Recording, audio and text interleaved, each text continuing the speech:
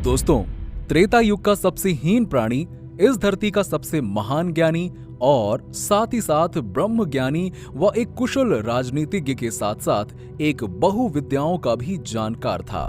जी हाँ, भगवान श्री राम से लड़ते लड़ते उसकी मौत हो गई और उसे मोक्ष की प्राप्ति भी हुई। दोस्तों, ज्यादातर लोग समझते हैं कि रावण का युद्ध सिर्फ श्री राम के साथ हुआ था, जिसमें उसको हार मिली थी। वो बहुत ही बलिष्ठ और ज्ञानी था, लेकिन दोस्तों, अहंकार किसी का भी नाश कर सकता है, चाहे वो कितना ही बलशाली, बुद्धिमान और ज्ञानी हो। दोस्तों, मैं आपको बता दूं कि रावण सिर्फ श्री राम के हाथों ही नहीं, बल्कि इससे पहले भी वो 4 अन्य योद्धाओं से भी युद्ध करके हार चुका था। चारों योद्धाओं ने रावण को धूल चटा दी थी।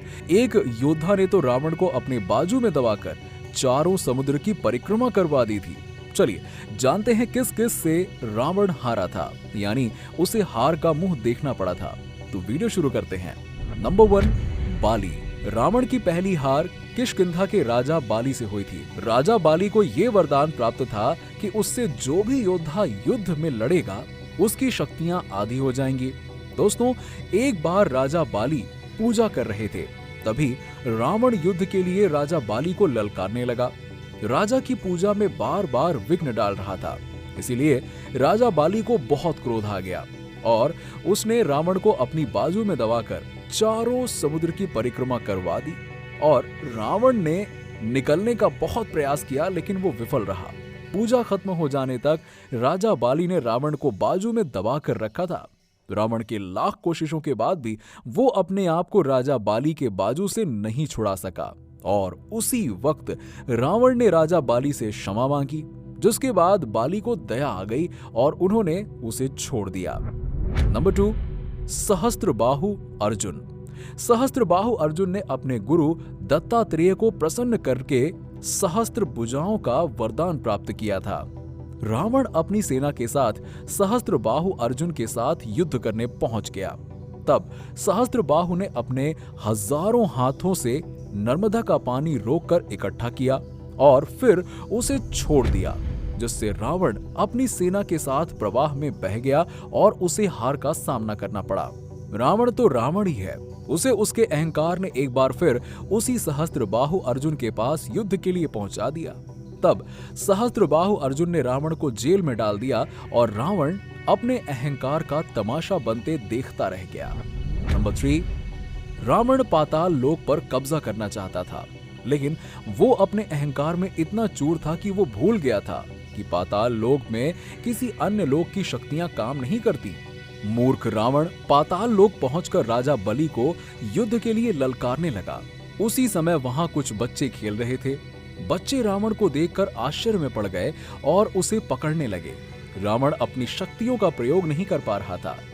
बच्चों ने रावण को पकड़कर घोड़ों के अस्तबल में बांध दिया।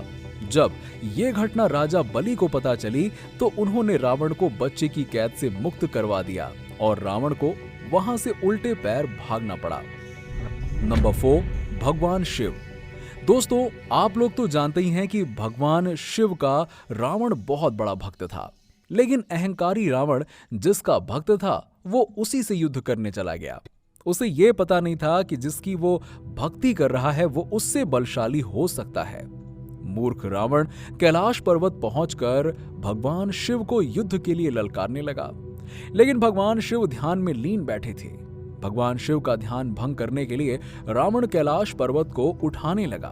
तब भगवान शिव ने अपने पैर के अंगूठे से ही कैलाश पर्वत का भार बढ़ा दिया, जिससे वो कैलाश को ना उठा सका।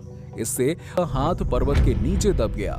बहुत प्रयत्न करने के बाद जब वो हाथ नहीं निकाल पाया, तो उसे शिव स्तुति और शिव तांडव स्तोत्र की रचना कर दी, और जिससे भगवान शिव अत्यंत प्रसन्न हो गए और उसको मुक्त कर दिया।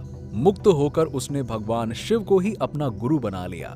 नंबर 5, भगवान राम। रावण ने अपना अंतिम युद्ध भगवान राम से लड़ा। रावण प्रखर विद्याओं का ज्ञाता और बुद्धिमान था। उसे पता था कि भगवान राम ही उसे मुक्ति दिलवा सकते हैं, इसीलिए वो भगवान राम से युद्ध में लीन हो गया और उसने अपने परिवार और वंश का नाश कर दिया और रावण की वीर गाथा खत्म हो गई और वो मिट्टी में मिल गया।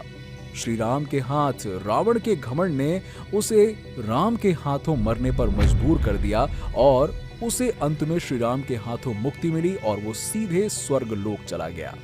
तो दोस्तों, आपको इनमें से किसका रावण को हराना सबसे ज्यादा दमदार लगा, हमें कमेंट सेक्शन में जरूर बताइए। और अगर आपको वीडियो पसंद आई हो तो वीडियो को लाइक करें, शेयर करें और हमारे चैनल को सब्सक्राइब कर लें। मिलते हैं आपसे नेक्स्ट वीडियो में, तब तक के लिए नमस्कार।